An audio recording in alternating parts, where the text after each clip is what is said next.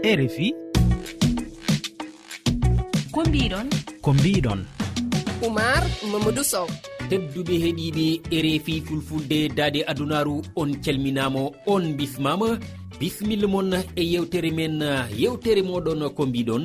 mbiɗon hande e ndeɗo asweri na hawri e joyya lewru tata ɓoru hitani ujunne ɗiɗi e nogas e ɗiɗi men mbaɗɗo yewtere yajji e hebaru oɗo ñalawmo teddiniraɗo rewɓe ñalawmo winder yanki juɓɓinteɗo hitande kala jeetati nduɗo lewru en cuɓimi hen toɓɓeri holko woni darde rewɓe e ñawnugol tiɗallaji kame caɗeli e nder rendoji men ha e sahaji woldeji kono jofniroten tedduɓe heeɗiɓe ko e lollinal ko mbiɗon hande men dokku kolngol o suku tokoso mbo haqqilli mawɗo yo juude hen balɗe dillowo e janiyankagal o wiite ko Ɗaha Moussa Ba tawateɗo to radio gollediɗo men Daka FM ma o janggan en yimri fayidindi fatude e rewɓe nde jandiyanki ngana hamme Amadou Ly Fifi heeɗiɓe koni woni mbadi yewtere nde joni jaññoɗen yewtere hande nde RFI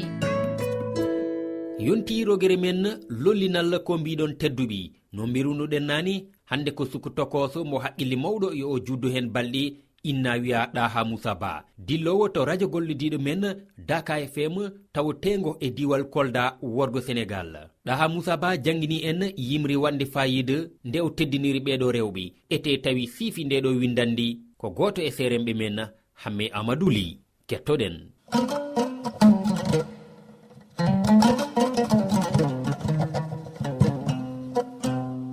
yimre rewɓe dowri so pular wiyano on rewɓe min mami inniranno on reweteɓe rewɓe rondiɓe rafidi rendo rewɓe rewniɓe rewam rendo ko onon goni rewɓe kadi ko onon goni reweteɓe rewɓe loriɓe e lorgo rewinetoɓe ɓiɓɓe gawƴal gila nde gulle jurna puɗani ha ko waɗa kodde diwti awdi so pular wiyano on rewɓe min mami inniranno on reweteɓe onon ɓe kolaɗe siibi ɗumen warñede findinoɓe ciibe kumpitiɓe ko ñalli e dunde yewtoɓe tugunde hasboɓe barmeji hasnoɓe julɗe on kepti arara e juuɗe mon nde guure jeewi nde galle baba faddaki koyera sagataɓe ɗaldi ɗum e yewende keptuɗon gembeji suturu gila puɗal nangue ha futuru rewɓe dowri on dardaki tan foppade e fompade on callima haytidde e ngabel gacce on jaɓani jebbilanade kawti komte so pular wiyano on rewɓe min mami inniranno on reweteɓe sukkata noppi mon ko gole wendogo irtata fayre mon ko bujji bokoƴƴe aduna waylu jaɓɓal mbayluɗon joguitaji on koltinino kolaɗe on potti pidde paɗe mon e dow poode on jewti jakre jaknunode gila e mboltoji ha e wallere joguitaji mon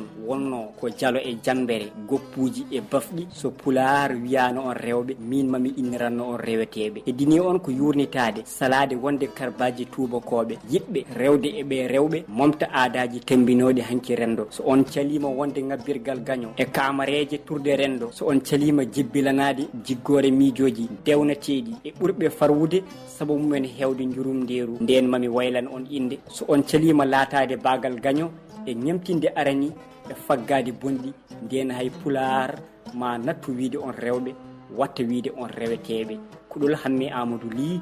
dande Ɗaha Moussa Ba